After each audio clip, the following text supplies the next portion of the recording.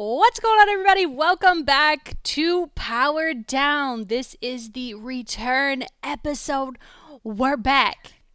We're back. I'm back. Ashley did one podcast with Hector. Yeah, no. And then immediately texted me. I'm fired up. I'm like, dude, I love doing podcasts. Let's do one. I know.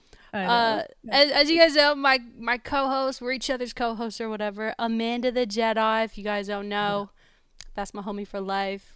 What up? I feel like we've barely talked the last few months, and people were like in my Twitch chat, they're like, do you guys hate each other now? I was like, nah, man, sometimes life just forks a little bit. Yeah, I've always been really bad at keeping, I always think about people, and I always like your tweets, and I'm always like, man, I hope Ashley's doing good. I wonder how such and such went, but I just don't go that extra step to message people. I'm the worst until I'm actually talking to them. Yeah, I'm like that too. I thought of Jedi all the time, and especially when you were when you came back from the film festival, which we'll talk about a little bit, but when you came back from there, I was like, yo, when's her stream gonna be? And then you got sick. I was like, man, I want to go in her stream when she goes live. My friends were like, yo, Ashley was asking about you. Yeah, I was like, yo, I wonder how Jedi's doing. I fucking miss her. And then I don't know, with the new year, I was like, man, I want to start up the podcast again. But I just want to do a couple things better with it. I want it to be available everywhere, which I think I have a solution for that. I want to have guests, maybe every other episode. I like the dual kind of powered down, but I also think sprinkling in guests is really cool. Absolutely. But maybe not also necessary. Maybe one week we can't have one, and that's fine, right? Yeah. Yeah. And our first guest for the return is, I think, going to be Hector. He's so down. Hector loves podcasts as well. Yeah, I'm super excited. Slightly scared. Don't be scared of Hector. What? I don't know why. Hector is literally the only person that intimidates me. I literally saw Daniel Radcliffe, and I was like, oh, look, it's Harry Potter. But Hector, wait, I'm like, okay. You saw Daniel Radcliffe at the film he festival? Was at Sundance. I was like, that guy looks like Daniel Radcliffe. And then someone was like, that is Daniel Radcliffe. And I was like, holy shit. Yo, what? Okay, we'll get into because I have a few questions about that. Okay. But I didn't get to talk to him or anything, unfortunately. But oh, dang. I was the same way with Hector, early. I've known him for so long, so now I just look at him that's Hector. I look at him like my older brother. That's my older brother. But he is kind of I could see how people would be intimidated by him, but you should not be. He likes you. He's awesome. And I've noticed that because like I said in that podcast, he mentioned me. He's like, sometimes, I watch your movie review things, and I'm like, oh. You're like, oh my God, really? Wait, what is your movie channel called? I couldn't think of it.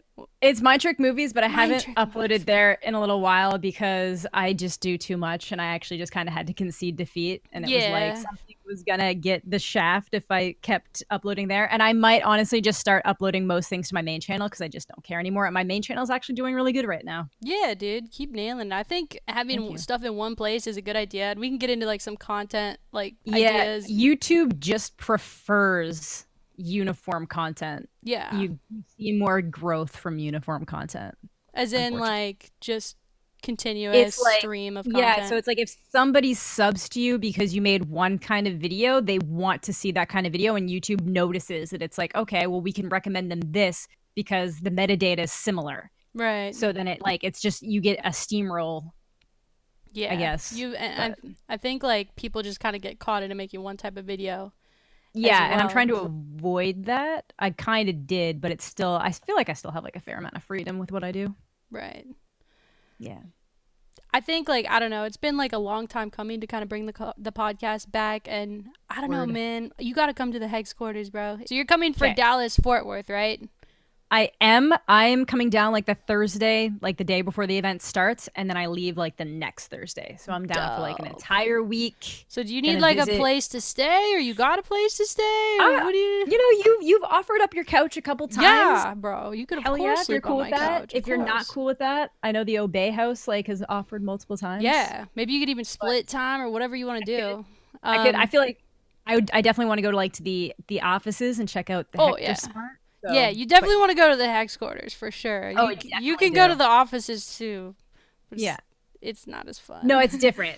There's a reason that I need to go to the offices. So. Oh yeah.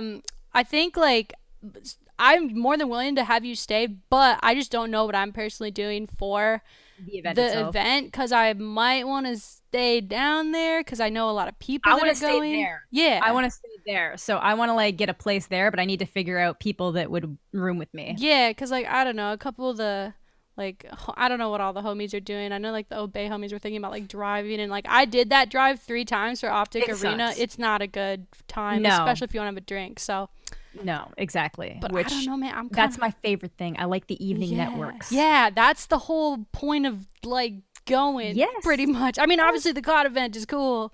No, but like nobody wants to be taking an Uber 40 minutes at 2 o'clock in the morning. Uber, bro. There you go. You can't be doing that. Yeah. You got to get a hotel. Or even like riding. Like my friend offered to drive, and I'm like, bro, I don't want to get into a car for that long when I'm drinking. Exactly. I just want to go tonight. Yeah. So I don't know. I don't know if I'll stay every night, because I do have like my cats. But I don't know. But you're more than welcome to crash with me. I don't know exactly what I'm doing yet, but we'll figure it out.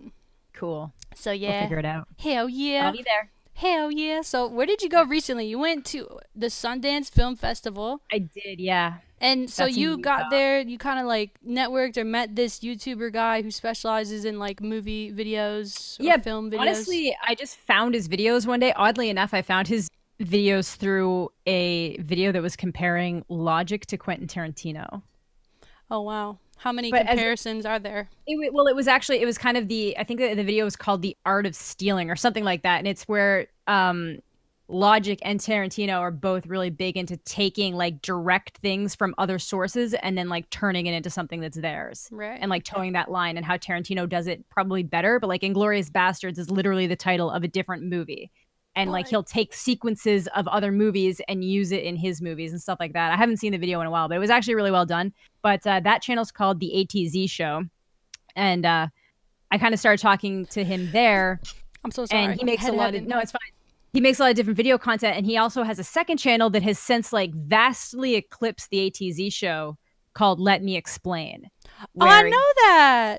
I've seen a video from him. Let me explain, like, fucking whatever, why Walter White does whatever. Or maybe, like, that's a bad example, but either way, yeah, it's all like, you know, such and such explained in X amount of time and just different stuff like that. So it's basically, he'll just explain movies or things about movies in a kind of, like, quick, snappy, fun way.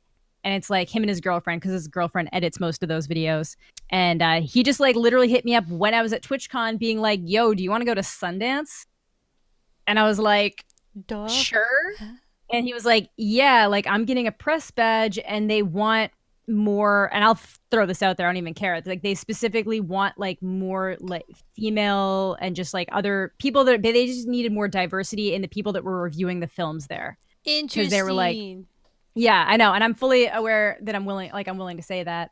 But I had to get vetted still. It wasn't just like any female that applied was going to get it. Anybody who was gay wasn't going to get it. You couldn't just get it for being diverse. Minority. Like, you couldn't just get it for being a minority. There was still a bunch of like white dudes there for press. Trust me. Don't worry.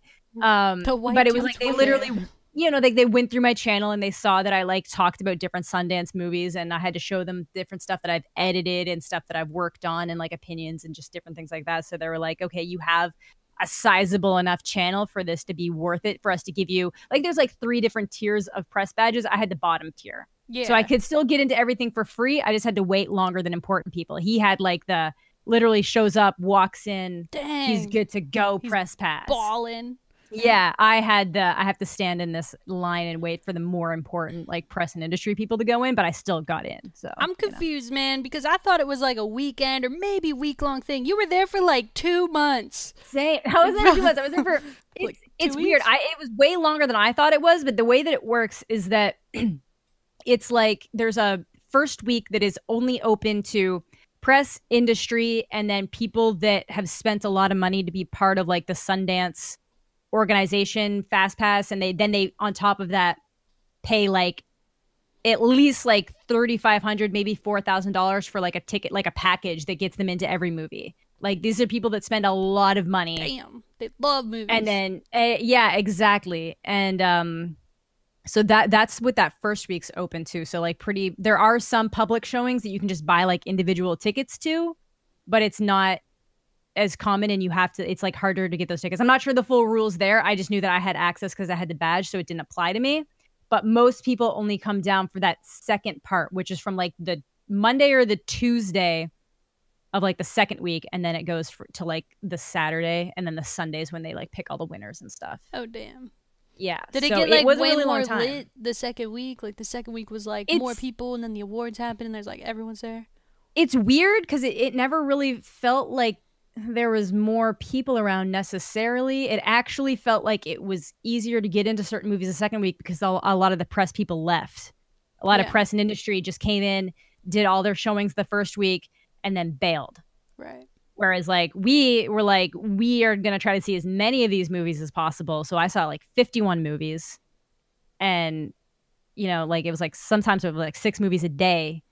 And rather than picking between a couple, it would be like, I'll watch this one today, but then I'll watch this one like next Saturday because I'm still here next Saturday. Yeah. So it's kind of like you got to schedule yourself out. Yeah, like there's a lot of different things we could have been done. Like we definitely prioritized watching movies over doing a lot of the different like press stuff because he's like a lot of those public press interviews, those are all going to be available online. So unless you can like schedule something with somebody separately, it's not even worth it.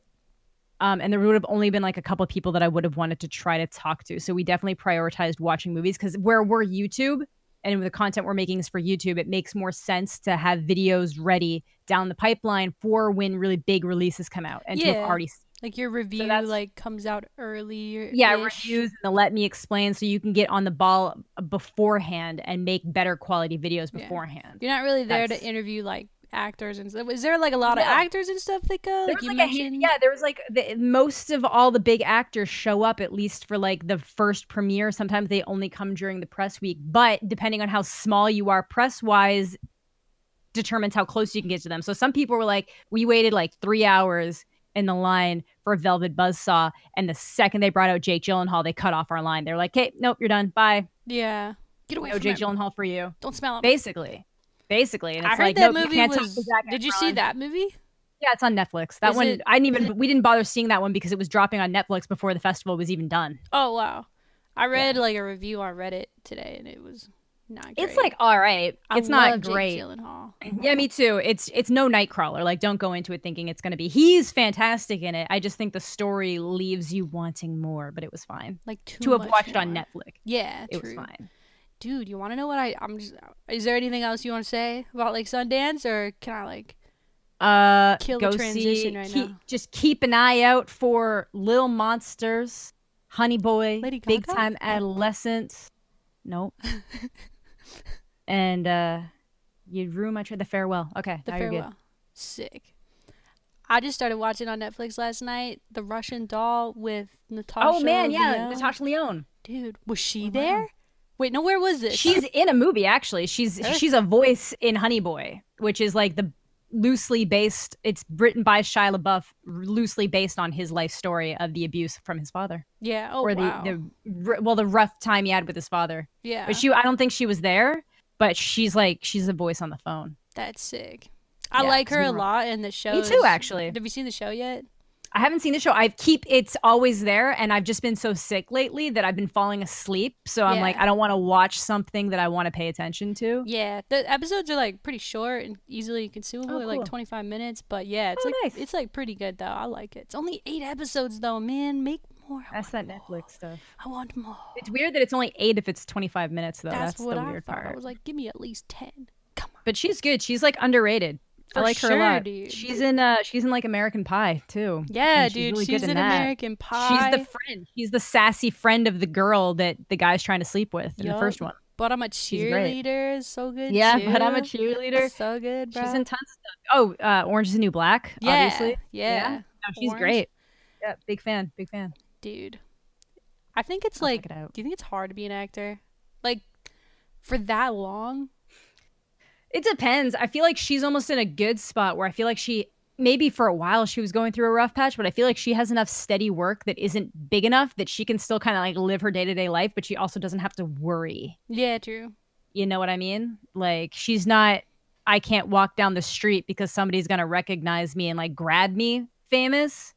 She's like, I'm well off enough that I don't have to do anything else for probably the rest of my life, but I can still like live pretty normally. Yeah, it's true. That's where I would want it, the sweet spot. I don't know. I'll be honest. I like the idea of being famous, but I do like the idea of that sweet spot where you just know you're set. You freaking Leo, bro. Yeah, I'm such a Leo. It's the worst. I want to be famous. I want to be famous. I think the guys in Maroon 5 got it fucking great. Who's not Adam Levine? Nobody, dude. Nobody any cares. kind of band like that. Nobody knows. Nobody knows. Hey, I play guitar for Maroon 5. I'm making mad money, but nobody recognizes me. You could lie. Yeah, I could be the guitarist for Maroon 5. Prove me wrong. What does the guitarist from Maroon 5 look like? You can't describe it, can you? Exactly, dude. I knew it, Jedi. That's why I brought it up. I've been on to you this whole time. Yeah, word. Dude, other news. What else is fucking new, man? Nothing's really new with me, man. I'm still just kind of doing my thing. I want to start uploading more to my YouTube. Yeah. Just do it, yo. Yeah. Just do instead of overthink everything. Do it. Yeah, that's the thing. What was I gonna say? Oh, you started editing though. We kind of worked together, kinda. Sorta. But I'm not in the trivias. You were in two of the trivias I edited. True. You were in two. I think Sheila's moving here, so maybe we'll be in more then. Hell yeah. But Jedi is currently an editor for OpTic Gaming's media. I think they don't call them no scope anymore. It's weird. I don't even know. There's like 3 different. I think it's very recent that it's not no scope. It's just OpTic's media in-house team. Yeah, exactly, which is fine. Yeah, and so you edit the trivias, and then if we do the podcast, you edit the podcast, or that was what was discussed. They might get me put over to something else at some point, but as of right now, I've been doing the trivias for like all of December, all of January, and going forward. I'm undefeated, and I just right? want to clarify. What? I'm undefeated. You're undefeated. You are. You feel undefeated. I just want to clarify that some people were like, yo, I wish there was a new trivia this week when it was like the best of. It's not because I was at Sundance. There's actually like 2 trivias that are brand new, completely done and ready to go. But I think that they're just trying to get a backlog of content ready to go for when they really try to like keep a really good. We're trying to get like schedule. A sick ahead of ourselves schedule, I think. Yeah. And so those it's like might be saved. Yeah, so it's like when I first started doing it, it was like trivia, and I was like back to back to back. But then it was like once January hit, I was trying to get a bunch of work ahead of time done before I left, and then they were like, "Yeah, I think you're good. I don't think we're going to upload this week because it'll be like there'll be no uploads between the last trivia and this trivia, which we don't want." So it just kind of kept getting held over. So at this point, there's like 2 trivias ready to go. Sweet. Yeah, so I think they just it sucks now if you're waiting, but when it comes out, like it'll be hopefully a continuous stream. There's some like as a person who's like on the content team, the series I'm most excited about is Fuel Royale right now. They're coming out with a new one. I think today when we're recording this, maybe like a day or 2 ago for you guys watching on the day this comes out. I'll link it if I can down in the description. Wait, there's another one coming out on top of the one that just came out like 2 days ago? There was one that came out 2 days ago? Yeah. Was it the go-kart one? No. Oh, I don't know. I might be messed up. They told me that, maybe they're saying next Monday, like, oh, shit. Yeah. Shit. I messed up. Wait, what's the most recent one? Isn't it that obstacle course? That was not 2 days ago, bro. That's been like 4 years. Okay, it's like, it was like 4 days ago at most. Nah. I'm looking it up. I'm tripping, dude. I've been playing too much Red Dead Redemption 2 lately, bro. You're good. I see you drinking from that cup, too. I'm trying to... Yeah, I got the Red Dead cup, bro. I'm addicted to the game right now. Like, everyone's all on... longer. Dude, it was like a week or so ago.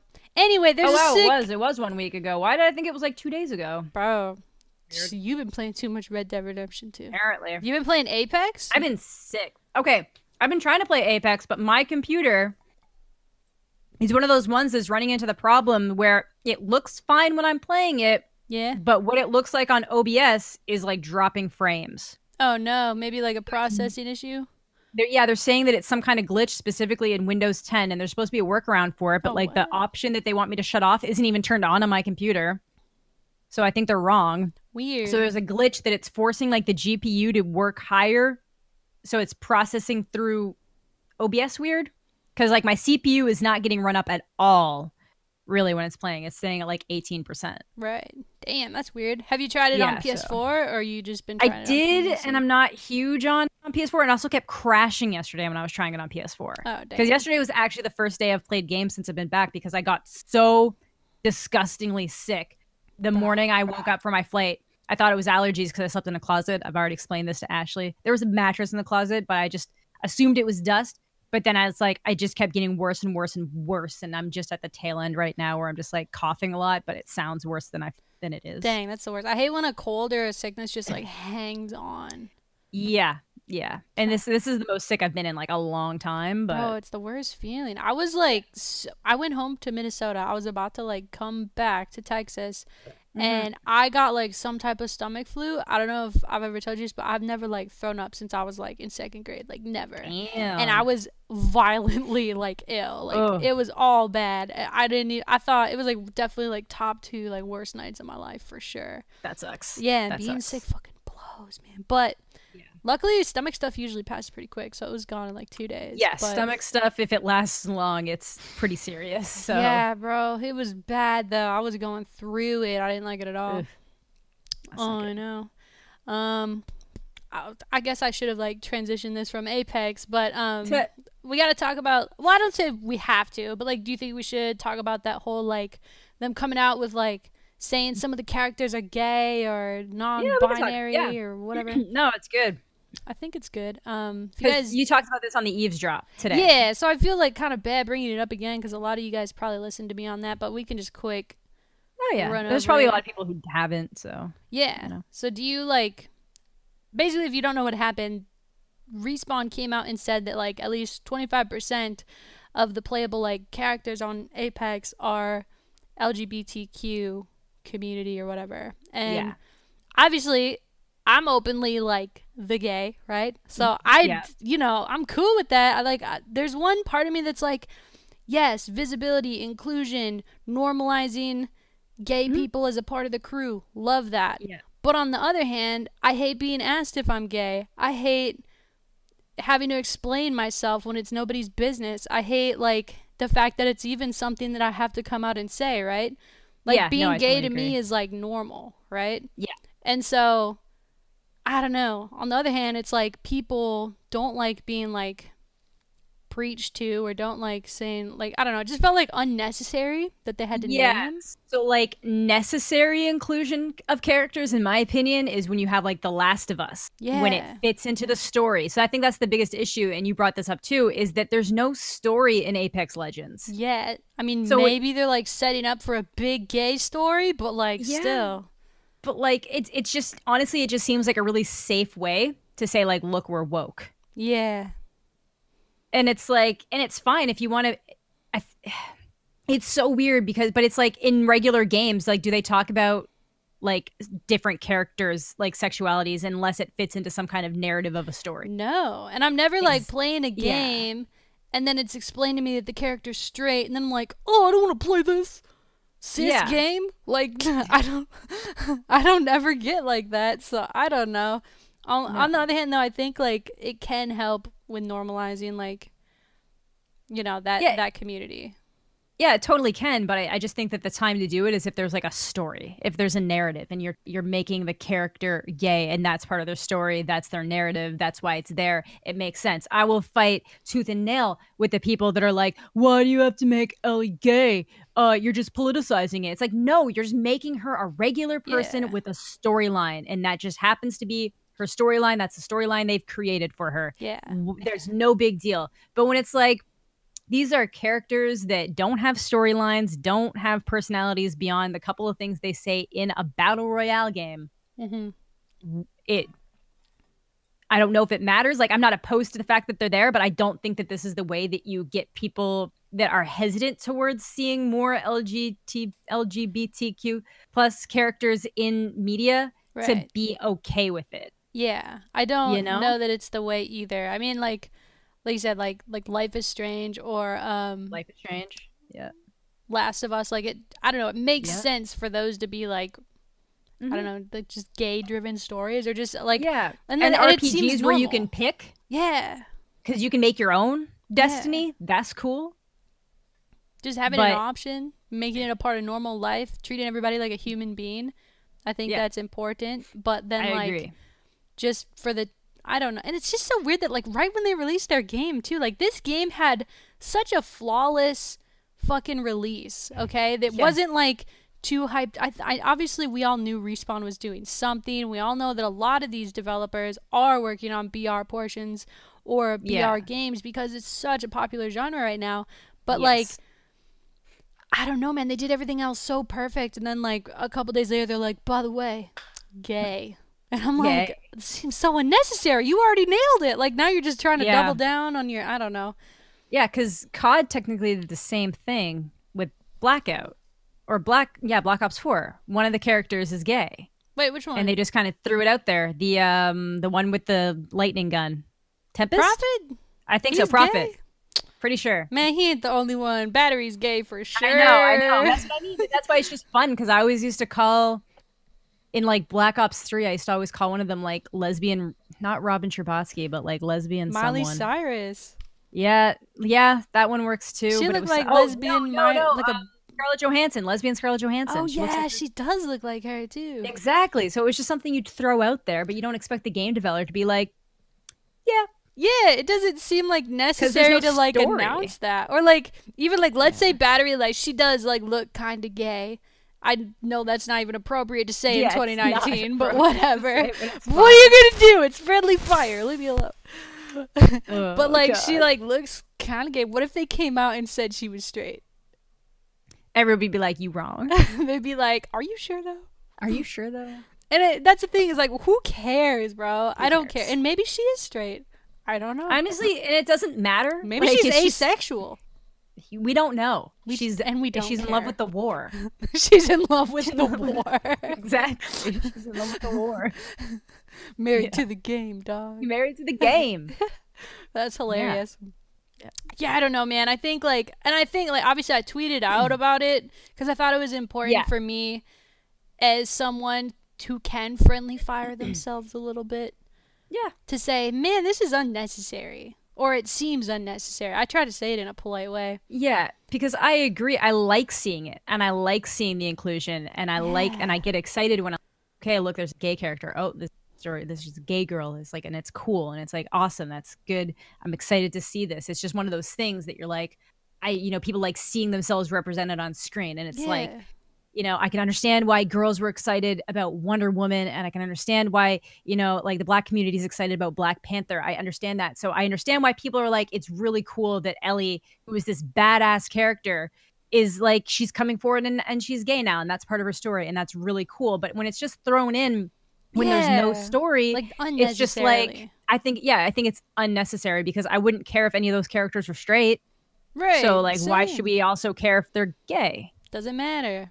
I'm just trying to loot people's bodies, man.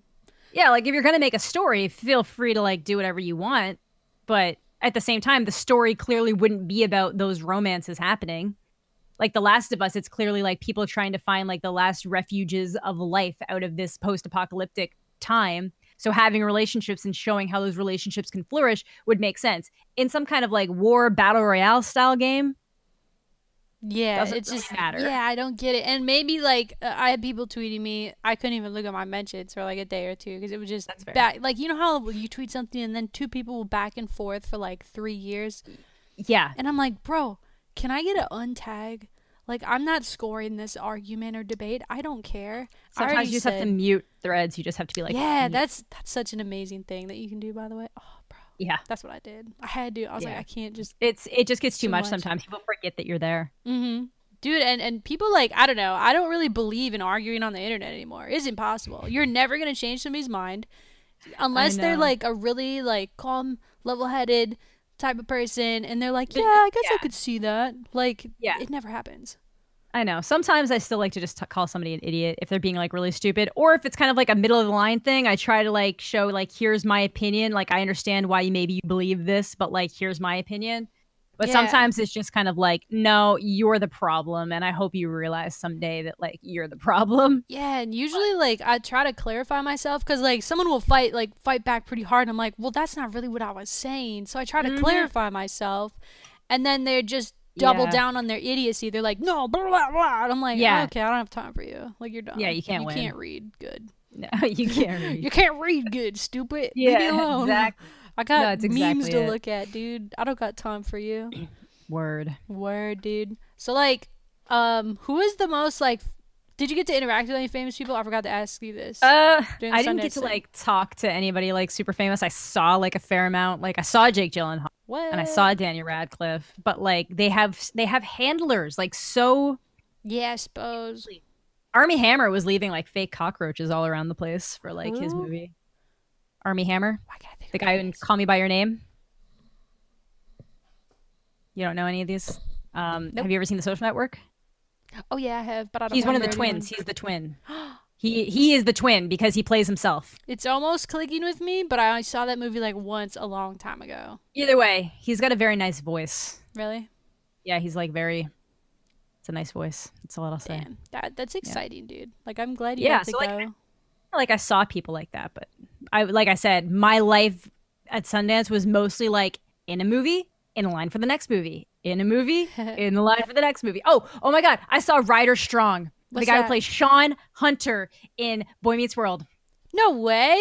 What's he doing? He was just there, because he liked it, and I was like, "Yo," and he was like, "Hey," and I was like, "I'm sure this gets annoying, but like, you know, you played a very large part in my childhood. Thank you." And he was like, "No problem." And I was like, "Cool." So I did actually interact with a celebrity, and he was like, I was so excited to see him, and I was like, "Yes, this is a celebrity." Holy shit. I don't even know, like, I don't know if I'd talk to a celebrity if I saw him. I'd be like, I don't want to bother him, but then I do want to bother him. Yeah, so other than him, the only people that I talked to were two directors. I was like, hey, your movie was really good. And I feel like that's different. I feel like directors, especially from some of the movies that might not get picked up or are in the process of getting picked up yet, because that's the whole thing. Sundance are independently made movies that then occasionally get picked up by larger distributors to get promoted. So like, you know, Honey Boy got bought for like 13 million, Late Night got bought for 14 million, like The Report got bought for 14 million, stuff like that. Some of those movies don't get picked up, or at least it takes them a while to. So I feel like it's different when you go to a director and be like, yo, your movie really resonated with me. I loved it. I really hope to see it get wide release. And like one of them even gave me a hug because I was like, I saw your movie 3 times. I actually went out of my way to watch your movie 3 times. Damn. Wait, which movie? Little Monsters? To the Stars. To the Stars. To the Stars. I do love Little Monsters. That was the most enjoyable movie that I saw. But is that based on a book or it's completely by itself? It's completely by itself. Yeah. Oh, I'm thinking of Invisible Monsters, the book. Yeah, you are. Yeah. No, Little Monsters is hilarious. It's like take Zombieland, School of Rock, and like Shaun of the Dead, but like anything that's like kid-like, make it pretty crass. And it's Australian. And it's basically, the whole thing is because this director, he has a son who has a lot of like health issues. Right. And he just was like, I don't know what I'm going to do. And he has to go to school. And then he like meets the kindergarten teacher and realized that she's like so properly equipped to deal with anything. And he like accompanied them on like a school trip once, and then kind of imagined like, what if all this was happening and then zombies showed up? Like if there was like a zombie thing, and he was like, I would trust her even in a zombie apocalypse. So it makes this whole thing. So the kindergarten teacher in this is like Lupita Nyong'o, who is like an Academy Award winning actress who's been in like multiple movies. She's going to be in Jordan Peele's movie Us that's coming up, which is the follow up to his release of Get Out. So there's a lot of hype around that. And he just happened to get her because she was specifically looking to step outside her usual Academy Award worthy roles and agreed to be a kindergarten teacher, where she's basically trying to not only protect kids from zombies, but make them think there's nothing going on, like that there's nothing bad happening. And then like on the side, this kid, the main kid is like, obviously has a lot of health issues too. And then his uncle is coming around with him. And I think he's supposed to be more like the uncle. And the uncle is just this really crass, like failed musician type that's literally only there because he has the hots for the teacher. But it's like, it's so funny. It's so funny. So I think Neon and Hulu bought that. I hope they actually put it in theaters, but at some point it'll be available for streaming, obviously. Damn. That's sick, dude. I need to watch more movies. You make me want to watch more movies. Dude, I'm at like 54 for the year right now, so. What? I like probably... Well, I saw 51 at Sundance, so. What? Wait, you saw 51 movies? I told you that like earlier. Did you just gloss it? No, I didn't hear. No, I didn't hear that. 51? 51. I thought you were, I don't know what I thought you were referring to. I thought you were talking about like scheduling and all this shit. No, like I saw 51 movies. Because like literally there was some movie, it was like 6 movie days. It was like you start watching movies at like 9 o'clock in the morning. Last movie ends at like 2 o'clock in the morning. Do you get to bring a blankie? How's that work? No, you could if you wanted to. I didn't. But, did you fall asleep? Do you get there to was the fifth movie and you're like, be completely honest, there's certain movies that you kind of like nod off in certain parts to because either the movie was bad, because I saw bad movies and I will admit which ones are bad. I've seen them. Roast him. Tell me right now. Don't be swayed by Jeff Goldblum. The Mountain is a bad movie. Don't watch it. How dare you? That's Jeff Goldblum. Terrible. He was okay in the movie. The movie itself was bad. But that's I want to point out Little Monsters was the last movie of the day. It started at midnight. It was a 6-movie day. Did not fall asleep once. That's how good it was. What? Wait, so the showing started at midnight? Yeah. Nah, dog.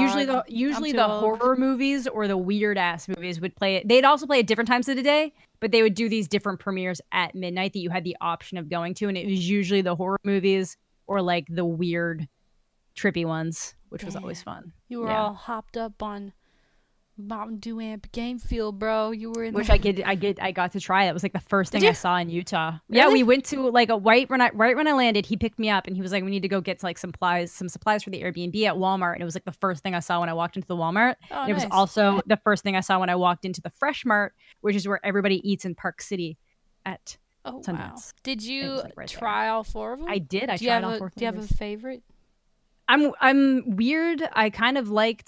I feel like I liked a few of them the same. I think Berry, which is your team, but I did Berry Blast or Berry Blue, the blue one. That's your favorite or least favorite? And the green one are my 2 favorites, like You're the wild. OG do. And then I like Tropical a lot too. And Cherry was good too. Like they were all good. They're all good. I'm going to rank them. Are you ready? Okay. First place goes to Red. Red was good. Red was so good. Cherry something. Yeah. Cherry Blast. I like it too. Like I'm trying to remember which one was my favorite, and I don't think I can remember. I can't. It's hard to rank them. My favorites goes red, green, yellow, blue. My least favorite is the team I'm on. Team that you're on? Yeah. Rip. It tastes like ices. You know those little freezies? It did. Yeah. It tastes like that. Actually, come to think of it, I think I did like red more than blue. I just like blue drinks. Like in the summer, I'm gonna make my own popsicles with them. Yeah, no, that'd be hella good. F it, bro. Maybe we'll make them when you're here. Bro, I have a question. When you're here, do you want to do an episode of Half-Ass Kitchen? Because that's one of the series I'm going to bring back. And yes, dude, want to cook some shit? Is this even a question? Yes, let's do this. I want to like do Half-Ass Kitchen, but also still have like guests. Like 1 week I have you on, 1 week I have like Davis on or something like that. Like I love that. That sounds great. Yeah, like that's kind of like my new little content vibe for the channel. I'll still probably do some gaming videos. I'll show my Twitch highlights. I'll upload the podcast, but there's also just some like random videos that I want to start doing. I don't want to be so gamer focused. I think that I agree. Yeah, like my gaming on this channel. You want to see me play games? Come to my Twitch. You know, that turned into my attitude. I used to at least post like highlights still, but at this point, I'm like, it takes too much effort. It's a lot of effort to do highlights. Highlight videos actually take a lot of time. I think unless somebody's clipping every single one of your best moments. Yeah, like I have a pretty good stream. They know like what to clip or what's funny. But yeah, like sometimes I'll do something fucking sick and I go to look for the clip and I'm like, God, they only clip when I fuck up pretty much. They will. I literally get these awesome snipes and I'm like, now I almost clip by being like, clip it. Yeah, I know exactly. Clip it. Yeah, you know? and then dude, does it make you cringe when you see like a streamer's clip on Twitter and right after they do something cool they go clip? Yeah. It like ruins it for me. And I've done it before. I'm just saying that's friendly fire as well. I've done it. No, mine's usually like, oh. Yeah, because I'm always like so surprised that I get a kill. I'm like, holy shit, I killed somebody. Yeah, exactly. Bro, I'm so bad at Apex Legends. I need to like go. I haven't played enough to know if I'm bad yet, but I think I'm bad. I think like I need a team. Like the thing is, like I tried to do like 2-day streams here and there. Like I was trying that schedule out to try to just stream like more hours and also engage with maybe like a night crowd. Not my best move. Everybody streams at night. It's hard. Yeah, you either have to go like so late that you're not competing, and I can't because I'm old. So I think I'm gonna go back to streaming a little bit longer during the day. And then just like working on content and just doing like the schedule that worked for me for years. Why did I try to change it up, Jedi? What the fuck? Sometimes it's nice to try different things. You just never know. And I knew like when I started, I was like, I'm going to just try this, see if it works. And a lot of people from my stream are like, well, just don't get burnt out. And like I found myself just like not wanting to do the night stream for many different reasons. I much prefer streaming during the day. I just don't often have the luxury to do so. But it's like, it is so hard. Once it hits 7 p.m., which is when I need to start streaming, that's when I hit like my second tired point of the day. And I'm like, damn. And you're like, oh, that's because I wake up at 5. Like if I didn't wake up at 5, it wouldn't be an issue. You're a machine. That's what makes it like. I wake up at like 9. I'm an asshole. I can like. That's not even that bad, but like, yeah, no, I wake up at 5 and I go to work and yeah. Dude, what should we do when you're here? There's so many things. We should like collab, bro. Yeah, we definitely got to collab. I think I want to start vlogging, but not like normal. Does that make sense? Yeah, no, it does. I want tidbit vlogs. I want a part of my vlog where I just talk about my cats. I want a part of my vlog where I go to the hex quarters and fart around. Yeah. I want a part of like, and I don't want it to be like a daily thing because I just don't think I could do it. Like, I stream too much. I feel like daily vlogs have also kind of like filtered out. Yeah, they kind of got that they got that like David Dobrik style now, where it's like random tidbits of stupid, weird, inappropriate questions you ask your friends. Yeah. Did you see that whole like thing that happened with like with the Trisha Paytas? Yeah, I did. I was cringing really hard the whole time. Yeah, it's rough. I know. I never really watched his content. Like I know a lot of people are like huge David Dobrik fans, but I just never got into him. Yeah, same. I don't like. I mean, if you like his content, for sure, like he has some funny videos. Especially, I'm sure we're like, in the minority. Yeah, we're in the minority. We definitely are. Yeah, he makes very well-made videos, but I just see a lot of like the types of questions he's asking these people. They're only answering because they know that it benefits them. If it didn't benefit them, they probably wouldn't say like who last S'd their D or whatever. Oh yeah, exactly. It's kind of weird. It's a weird thing, man. It is. It's a weird thing how people treat people that they can get things from, and it's a weird thing how people treat people they can't get things from. Yes, and it makes me feel bad. It does make me feel bad because I see it happening, and sometimes you just can't call it out when you're like, I know what's happening. Yeah, I know what's going on. And I can't say shit about it. Just gotta let them rock. Gotta let them rock. People learn. Do you have like a favorite YouTuber right now that's out doing the thing? I don't know. I've just been like watching like a lot of. I've actually just been like relying largely on the YouTube recommended. Wow, like you people that I go. No, but like there's people I watch like I always like watching Franco videos when those come out. Yeah, I watch those mostly every day. Yeah, it's just like I don't even know. It's just. I think YouTube actually, I will complain about YouTube till all the problems that they have constantly if it needs to be complained about because there's a lot of stuff that they need to get in order. But when it comes to my recommended section, for the most part, they do a pretty good job recommending me things that I'm like, once I like watch something a couple times, they're like, all right, we're going to just throw this at you for 2 weeks. Yeah, sometimes it's bad. Sometimes it's like, okay, I'm done with this content. Or I was just literally just watching this to make a video. I have no interest in this. Like I have to remember to like look up certain videos in like incognito mode. Otherwise like it ruins. You're ruining your curated little suggested box. Yeah, exactly. But it is a good way to find new content. I will say that. But I miss the days when you subscribe to somebody and you go to see who you're subscribed to's uploaded and boom, the content that you want to watch is there. Instead of sifting through. Yeah, that's the thing that kind of got there is because obviously I've gone through some changes on what I make on YouTube, and that affects what I watch. So, like the same way that I don't want to put gaming content on my YouTube channel, I don't like watching YouTube. I don't like watching gaming content anymore. I like watching it on Twitch. Yeah, I love watching it on Twitch. I love interacting with the streamer, and I like seeing stuff like that. But I don't go out of my way to watch gaming content on YouTube anymore. So, unfortunately, there's a lot of people that I'm sub to that I still like, and I'll still watch their videos from time to time. But I'm not like, yo, I can't wait for that new stream highlight from such and such because like I was watching the stream. Like I feel like I want to do like stream highlight videos. Maybe I'll only keep them like once every 2 weeks or something. Yeah. So it's not.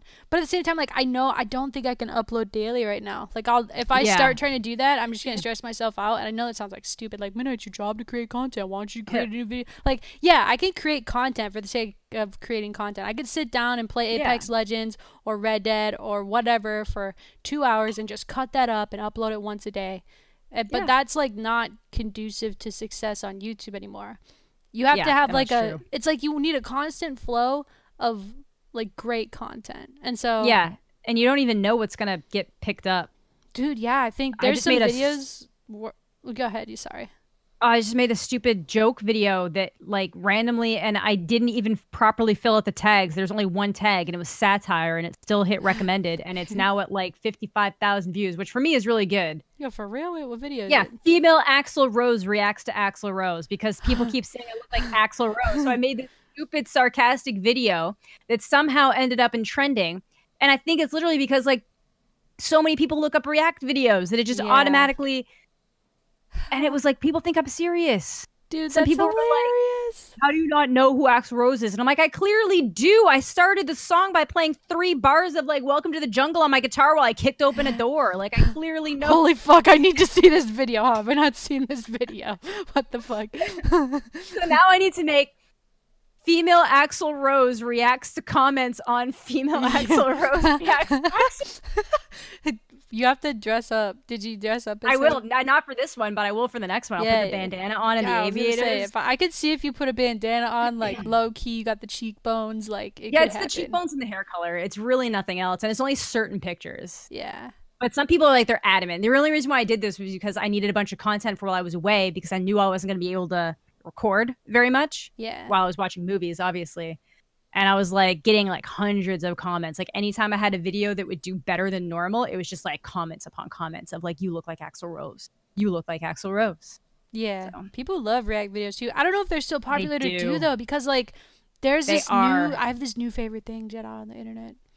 Okay. Reddit/public freakout.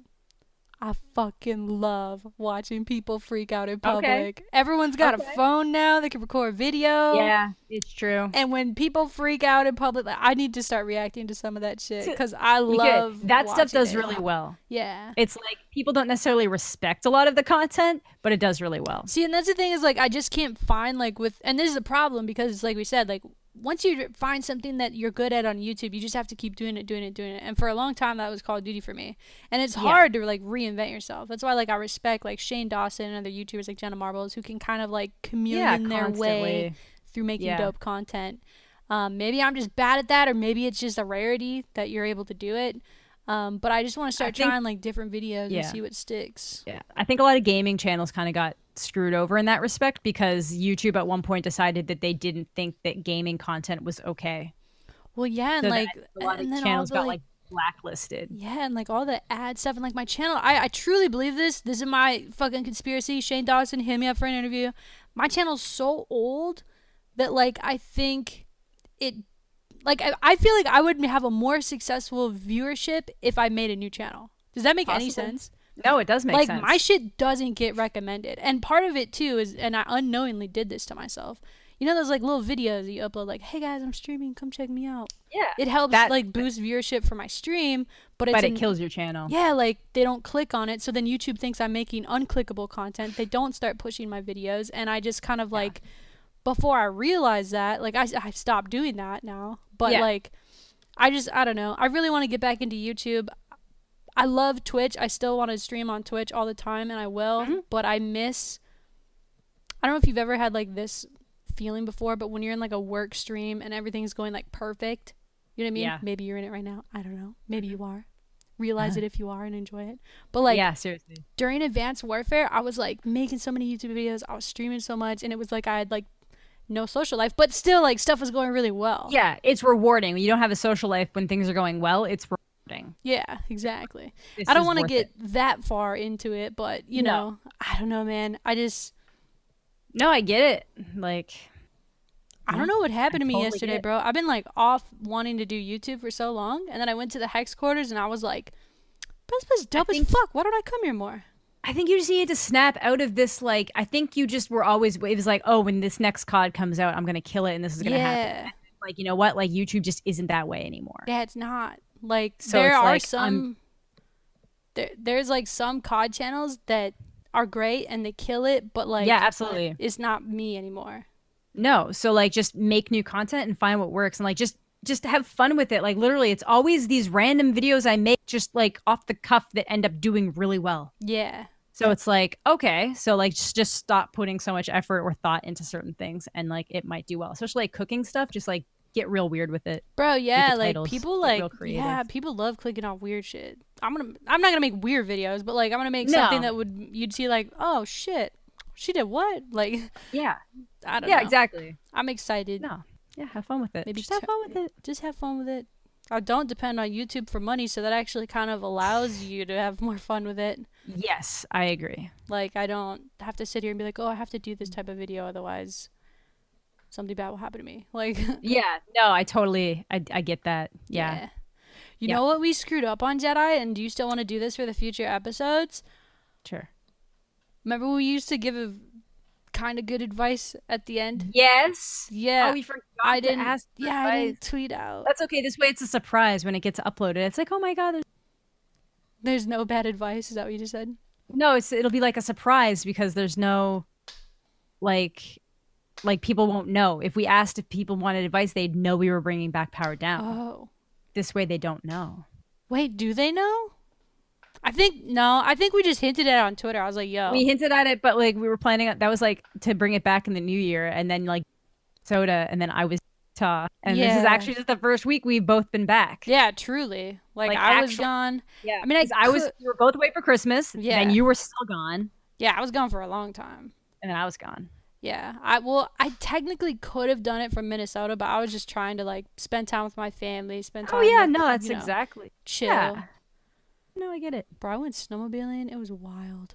Yeah, that's a fun thing to do. I almost like died. No, I'm just kidding. That's not true. But like, jeez. I got a little lost, and I didn't have my glasses on. It was dark, and I lost my dad. I was scared. Oh, damn. Yeah, that would actually be scary. Yeah, and I had no service on my phone. Damn. And it was like we kind of lost each other at a fork because my sled messed up. Yeah, and so I guessed one way and ended up going the right way. Oh, good. That's lucky. Yeah, I mean, I feel like I'm a strong, independent woman, and if my sled would let me, I still probably could have got to where I was going in the dark. Oh, yeah. But still, it's just nicer not to have to rely on that. Yeah, you don't want to be shook, dude. Yeah. You don't want to be shook. No way, bro. No way, bro. Do you have any other topics you want to talk about before we get? I'm trying to think. Get done here. Wrap it up. Normally, we're like, I feel like we were just doing like introductions and like get everyone up to speed. Back up to speed. But yeah, no, I feel like there was something else, and then I forgot. Dude, that's what I'm thinking. I'm like, God, I had another thing I wanted to talk to her about, and then like it's gonna end, and then I'm gonna be like, fuck, I should have said this. Oh, frick. Yeah. I don't know. Do you want to weigh in on another topic, or do you have one? I'm down to weigh in. Okay, so this kind of calmed down because I think it was like at its highest right when the trailer first dropped, but there was like this whole thing where people were really offended by the trailer for the Ted Bundy biopic. Oh yeah, which I saw the movie. Like, I've seen it. That was at Sundance. Movie? What? Extremely Wicked, Shockingly Evil, and Vile. It's was the same guy that did like the show, right? It's the same guy who did so that was the first thing. First, people were really like, why aren't they treating the movie with like the same respect that these documentary makers did? And it's like, same people, same dude, same director. I will say the music choice in the trailer was off to me. Yeah. Off-putting. But everything else seems like, kind of a little bit of an accurate portrayal based on the documentary I watched. Yeah, the thing with me is that everybody knows that trailers are rarely a good judge of what a movie is going to end up being. Yeah, like, I don't even watch them. Sometimes they are, but like trailers are dumb. I usually avoid them.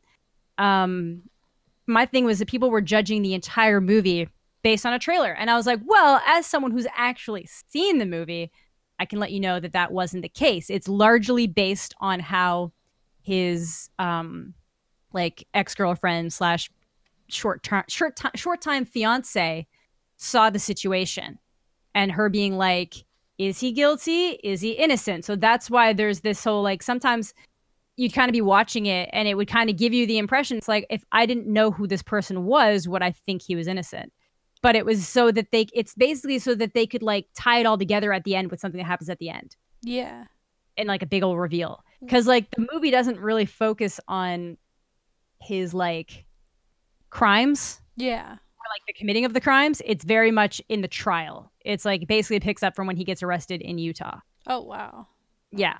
And I think that it's kind of, to me, it's just weird because everybody's now suddenly like, why are you about these people? Why are you showing them that they're charismatic. Like, it's now everybody's suddenly like really upset about this now, but there's been stuff coming out about serial killers for like as long, even before we knew what serial killers were. Yeah. And people have been fascinated by it for years. Like, people have literally won Academy Awards for depicting like real life killers like We're this. Weird so as like, fuck, dude. We love a serial killer. I get it. And I get some people were being like, well, they get off on the attention. And it's like, well, Ted Bundy's been dead for 30 years. He's got nothing to get off on. He's dead. He's gone. Well, do you think that they like maybe somebody else who might like the same attention would be like, well, no, because that's I've made this argument. I'm going to cut you off because exactly where you're going. There's a difference between a serial killer and somebody who's going to do like a mass shooting.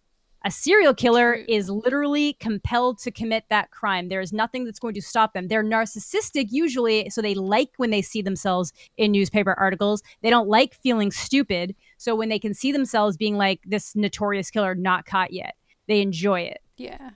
But they're always going to do what they do. And if you read books that like actual FBI profilers have done, if you've read interviews with them, it's like they can't stop themselves. And you actually see it with Bundy. When Bundy broke out of jail and went to Florida, he went on like a rampage. Bro, he can't stop himself. He couldn't stop himself because he officially hit the point where he couldn't stop himself anymore. That's not a mass shooter that goes out of their way specifically to be like, I am going to make everybody hurt because I feel hurt and I'm going to get as most attention from it as possible. I'm not, very rarely do school shooters like target specific people that have wronged them. They just try to cause as much damage as possible. So I think that's different. So I don't like it when people shine huge lights on like school shooters, but I feel like when you're making media about like serial killers, it kind of can go on. I get that argument. I totally get that argument, but I think that then you kind of get into this weird, like, what can you talk about? What can you make movies about? Can you make any kind of true crime content? Can you make movies about war crimes? Can you make, like, what can you make? Yeah. It's weird. I think like, I don't know, man. There's no like modern serial killer that we know about, right? There are. They usually just get caught. They usually get literally a guy is currently on trial in Canada for being a serial killer. Oh yeah, that's that guy who was like hiding the shit in like people's yards. Dude. Yes, and like literally, there's another guy that got arrested who's like 90 now. Who's not 90. He's like he's really old and he's admitted to killing upwards of 90 people. And he's most of the information he's so far given to police has been accurate. He's like a trucker, and that's a lot America? of serial killers. Yeah. I'm never going on a road trip again. That's one of those things, though. But that's the thing. Like, a lot of the times, people who commit, there's all these people who go missing all the time. There's so many missing people's reports from like Aboriginal communities, drug addicts, runaways, and you just never see them again.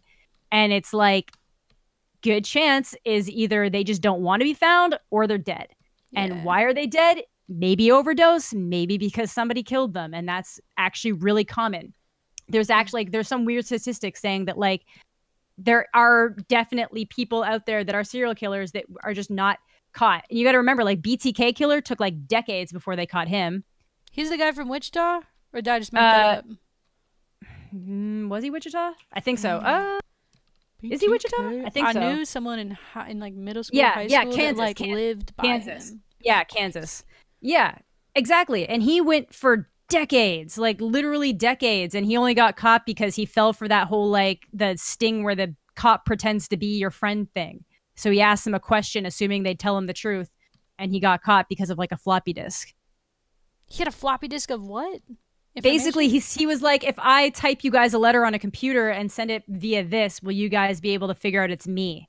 And it was like on a floppy disk. And the floppy disk, literally, they were able to go in and it was all like links right back to this church, Dennis Rader. Holy shit. That's how they caught him. And he was literally free for decades. So like there are people who like Zodiac Killer never officially got caught. It's a little different now because we have better technology to catch people. Yeah. So a lot of the stuff they were doing back then, like they would leave like so much DNA evidence everywhere. Yeah. Which is not something that people do now. But yeah, there's like that. It's obviously easier to catch people like that now, but if you are just somebody who's like constantly traveling from location to location, it's really hard to link those crimes. So there are modern serial killers. And I just think it depends on how you deal with them. Like, I don't think anybody should rush out to make some biopic about, you know, this guy who's currently on trial in Canada. But I can understand it's bad that I want to see that though. Like, why do we like serial killers so much? We're trying to figure out like why they did it. It's like because it's like they're us, but there's just something about them that just is not us. Like there is something. I read the Mindhunter book, which is what the show Mindhunter is loosely based off of. Yeah, it's actually a book by an actual FBI criminal profiler. Right. He was like the head of that unit. And I also read a book about Dennis Rader by him too. And he's just kind of like, the way he describes them, it's just kind of like, it doesn't really matter what these people do. It doesn't matter how you treat them. Like, this is something that they can't control. This is something they can't stop. And so the best thing you can do is kind of like look for warning signs earlier on so that like you can maybe like stop them from having the access to be able to do it. Yeah. Later on. But like they like the one thing they mostly always have in common is that they have signatures. And the signature is what they need to do to feel fulfilled in what they did.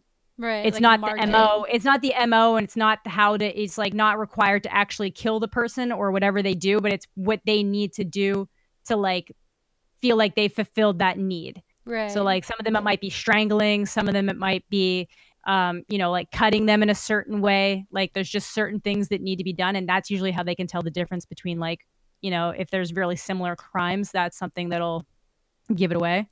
Dude. But yeah. So it's just like people are just so fascinated by it because it's like, I just got so excited, bro. Like, it's honestly, it's half the reason why I have the degrees I do, because you're just like interested by it's just, and it's a sick interest. It's not like, it's not normal. And I think I would like to clarify, there's a difference between being interested in like the psychology of this kind of stuff. No, yeah, that's what interests why me. People commit crimes, and being like the Bundy babes, like the people that are like, I think he's so cute and this and that. It's like, there's one thing to be able to acknowledge that like, yeah, he was a pretty charming guy. He was very jovial. He wasn't like this creepy little like, that chick that like represented him or whatever at a point, and then like was trying to be with him, and they got like married or something, or got engaged. Yes, like that's fucking weird. Yeah, bro. And like the same thing happened with Charles Manson, and it's like really common. People will do this, but they do this with all criminals. Like guys do it to female inmates, females do it to male inmates. It's strange. Like it's a pretty common thing that people do, and it's like you're like people just have this like this unknowing draw and desire to like danger. Yeah. Did you see Did you see season 2 of Making a Murderer? No, I did not. Even freaking that gross dude had like hoes. Yeah. She was like attractive too. Like an attractive like rich lady was like, yeah. And like she totally like used him to get famous and stuff, or try to get famous. And like, and that's, some people do that. Some people will like use. Yeah, like honestly, there was actually somebody who started mailing Dennis Rader, so the BTK killer, like right when he got arrested, so that she would have the exclusive distribution rights to his story. Oh, wow. And it was like, it turned into this thing where she was planning to use him, but then he was kind of using her, and it was causing way more of an emotional toll on her. Oh, wow. To like try to talk to him in a way that he would want to keep talking to her, but then her so you basically have to talk to him in a way that's like respectful. But you're like, you're actually absolutely effing disgusting. Like the stuff that you did to people, and the stuff that you did to like like children, to like just get to your goal. Bro, it's it was so weird. Super messed up. Fascinating. Yeah, like, I don't know why. Yeah, it's weird. And I think it's like, it's an important thing to study it. And I understand why people are interested by it, but I also understand why people are like, it's not something that should be glorified. And I'm not saying that it's something that should be glorified. Yeah. I'm just saying that that's not what this movie did. Yeah. I actually saw it. Yeah. When's it come out? I can't believe you saw it. They don't even have the release date for it yet. They are actually pushing it for awards season, so you guys probably won't see it till like August or the fall. So like, they just sit on movies that long? It's like done? Yeah, there's some movies that literally came out last year that aren't even out yet. Like there was movies at last year's Sundance that aren't out yet. Why? Like they don't want to compete with certain other movies? Well, sometimes it's they don't want to compete. Sometimes it's they didn't get distribution yet, or somebody's buying it.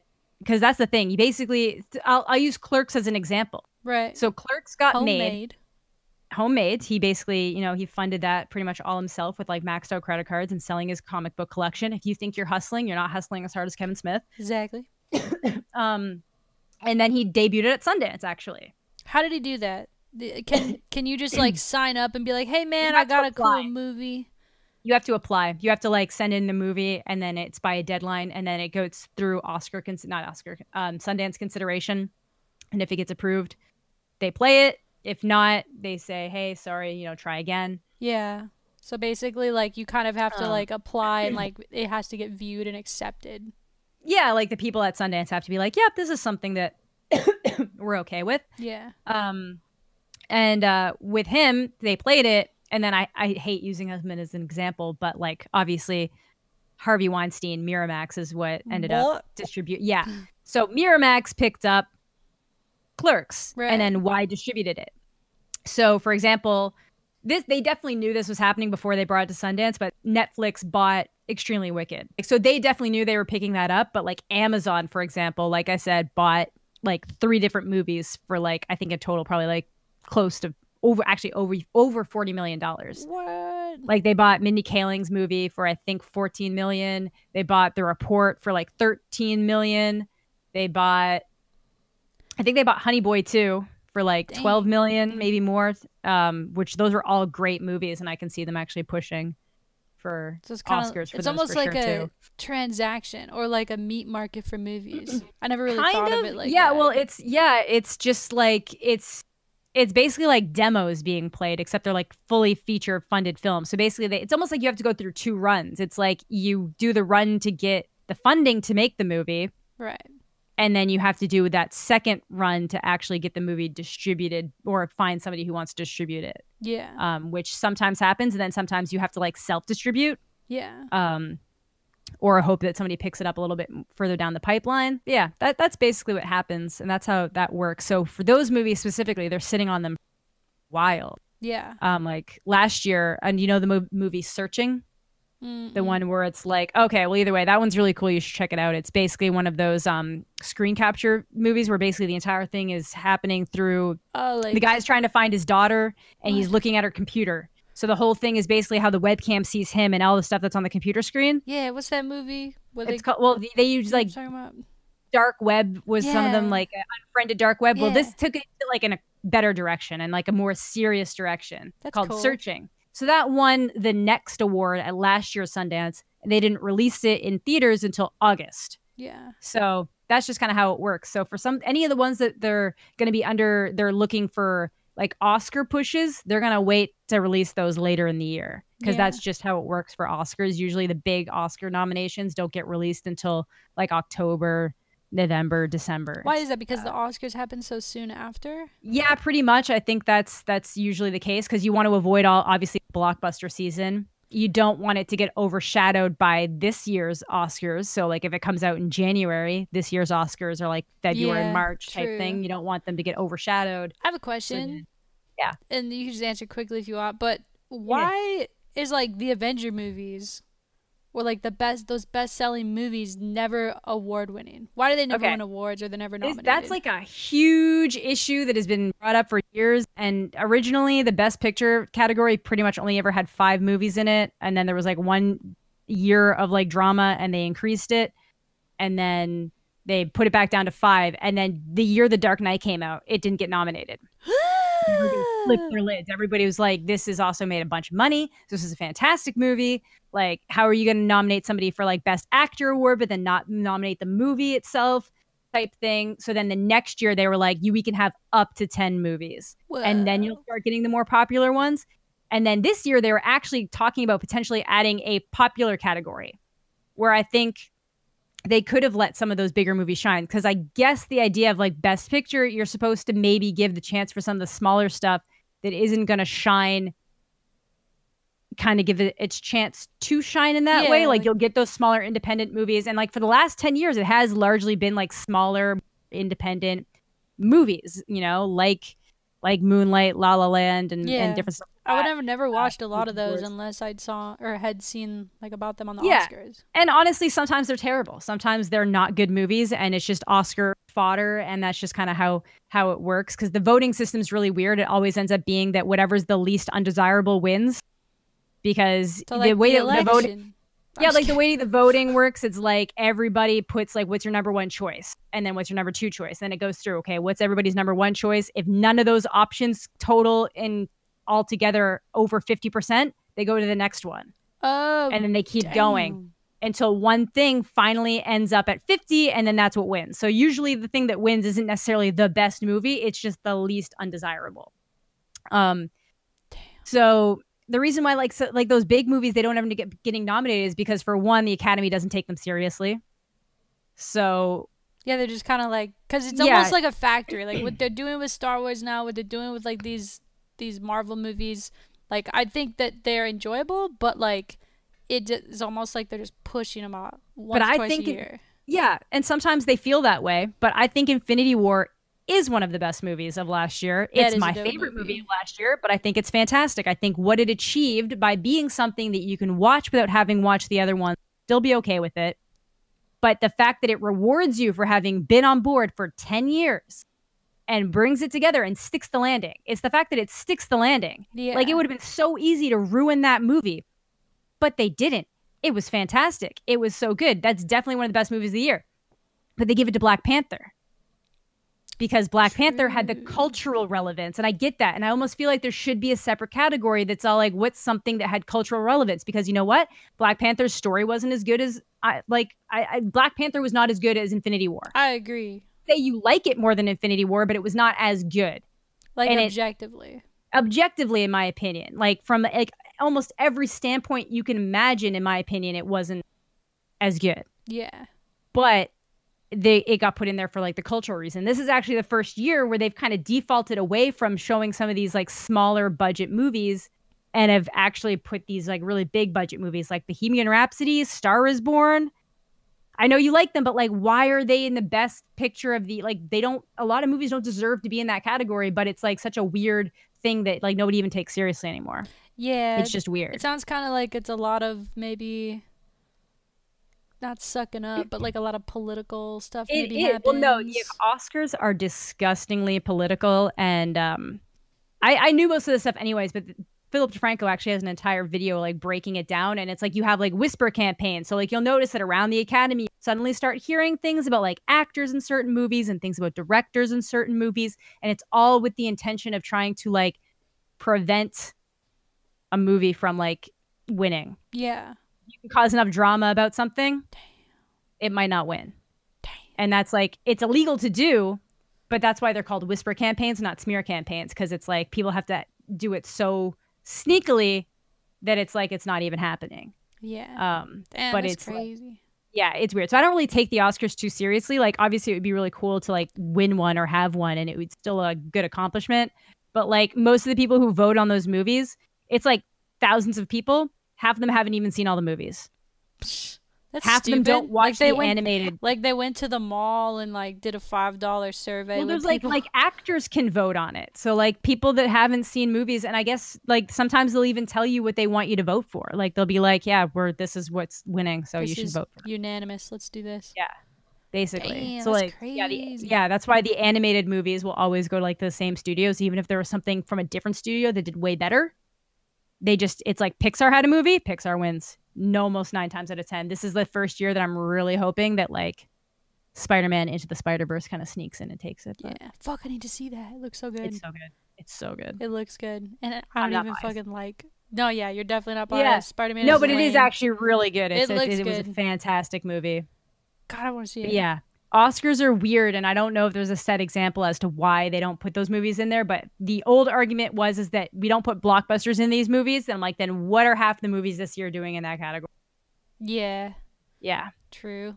I mean, I don't really care who wins the Oscar, but I do think that the movies that are nominated are noteworthy, and I'm glad that I get to watch them. Yeah, in some way they usually are, but like, I liked Bohemian Rhapsody a lot.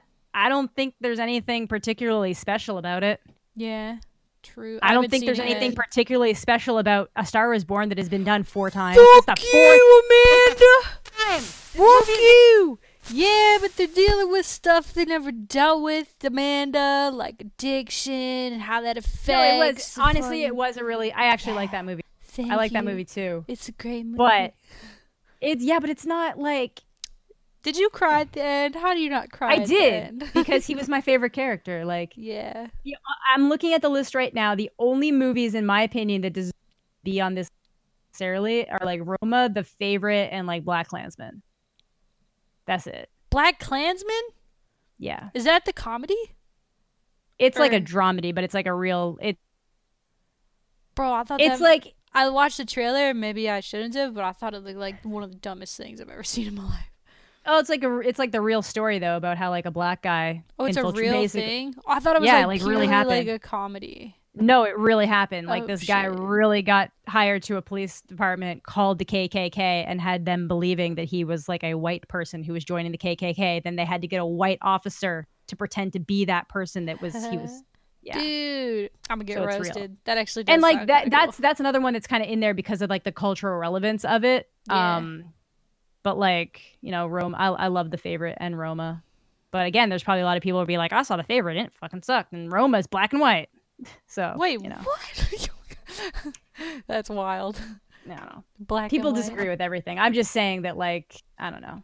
This is a weird year for like the Academy Award. Is it? Very weird. Strange. This is a very weird year. Usually I have to like, there's something I haven't seen because I have to go, and I was specifically trying to like see all the weird stuff this year. And I'm like, oh wow, nothing weird got nominated. Weird. That disappoints me because I like that one weird movie. Yeah, like that. I think the one what was that fish movie last year where the chick was with the fish? The one that won? Yeah. Shape of Water. Shape of Water. What the fuck? The weird one this year would be The Favorite. You should watch The Favorite. What's it about? It's like really, it's this cool power dynamic between. So it's like it's a period piece, but instead of like the guys doing all these like really serious like power plays, they all have like the traditional kind of like coiffed look where they're the ones trying to get all dolled up with the makeup, and they're these like just the side pieces while the women are doing the really insane like power plays between themselves. So there's this weird power dichotomy between like Emma Stone, Rachel Weisz, and Emma Stone's in her name. I'm sorry. Yeah, Emma Stone's in it. That's all I needed to know. And it's just this crazy power play of like a time period piece that you don't normally see, and it's like a comedy, but it's like off the walls, but it's like it's an artsy comedy, but I liked it. I'm down for that. You should check it out. I'm down for it. You know what else I'm down for? Power Down, return episode. Do you think we did a killer job? I think we did okay. We did. I just rambled on for like 20 minutes when you were like, man, we're not quite at an hour yet. And I was like, she was like, hold my beer. I got this. Let me stop coughing. I got this. Yeah, I got this. I got this. All right, yo. So much Advil. Shout out. Hopped up on Advil. Shout out whatever you want to shout out. You got to shout out. All social media. AmandaTheJedi. Go follow YouTube, her. Twitch, Twitter, Instagram, Facebook. Damn, you got Facebook too? I do. I can't log into mine. There. My fake one. Or my midnight one. Your midnight one? Yeah. Follow me on Twitch if you don't already. Watch me game. Subscribe to my YouTube channel. I'm going to be uploading stuff and things. I hope you guys enjoy those when they come out. And that's all I got. Next week's guest, I believe, as long as he can. I don't want to say that he can do it without him being able to do it, but he said like he's down to record sometime. Okay. Hector. Yeah. I have some questions I think that would be good, so start thinking. Okay, sweet. All right, let us know what you think in the comments down below. You can listen to this wherever you can listen to podcasts. I hope I'm gonna find a way to get on as many platforms as possible so it's easy to listen to. I know not everybody can watch a YouTube video or a podcast while they're driving or something. So anyway, enjoy. I hope you guys have a great rest of your week. Peace and chicken grease. Bye.